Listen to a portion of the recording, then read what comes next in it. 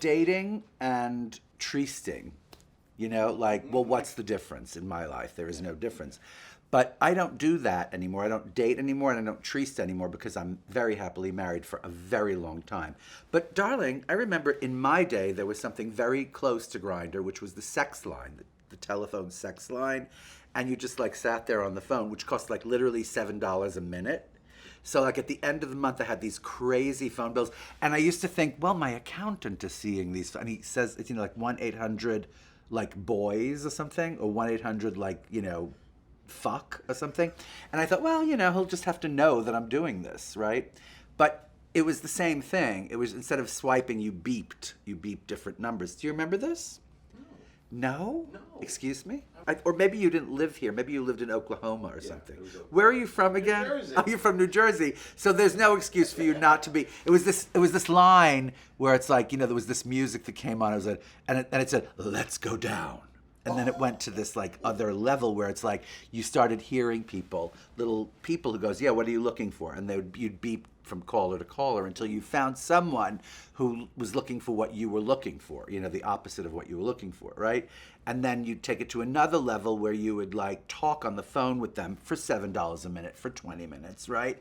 And then maybe you'd meet them. So it was the same thing, except I guess on Grindr or Tinder or whatever it's called, you swipe with your fingers, right? And you see people and they look a certain way. Whereas before you didn't see people, so it's like someone would say, "Oh yeah, I'm like 6'2", and I weigh, 100 or 195 pounds, and I have blonde hair, and I'm a swimmer." And you'd get there and it was like Al Gore or something. It was like some big giant with huge, you know what I mean? Such a liar. And they were literally 20 years older than they said they were. Usually I did my best to represent what I looked like. And I got beeped off a lot just based on my description. So that was not easy to deal with. Beeped off. You're like, beep, beep. You get beep, right? Like, oh, I'm 5'11 and 3/4, beep. It's like, wait, can I get to...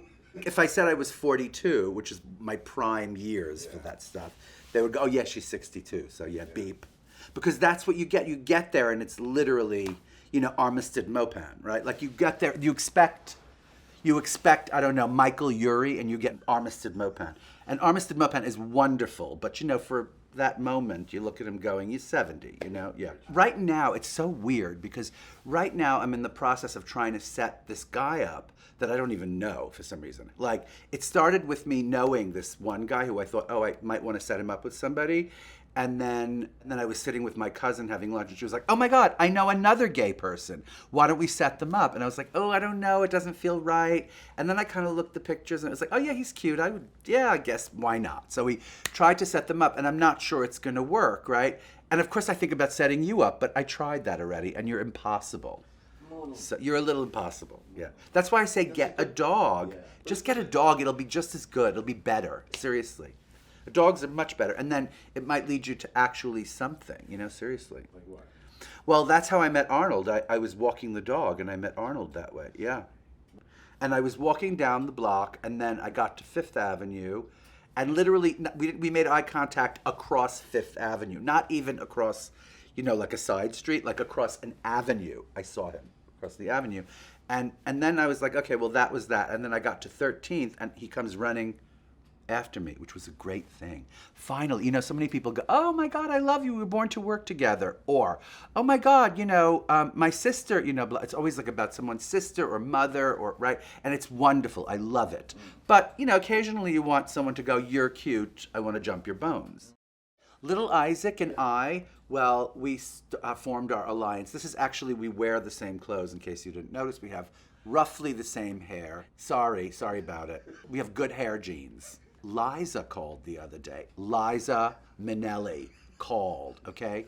And the thing about Liza is that she's darling. She's smart. She's wonderful, right? She's also crazy. There, I didn't say that.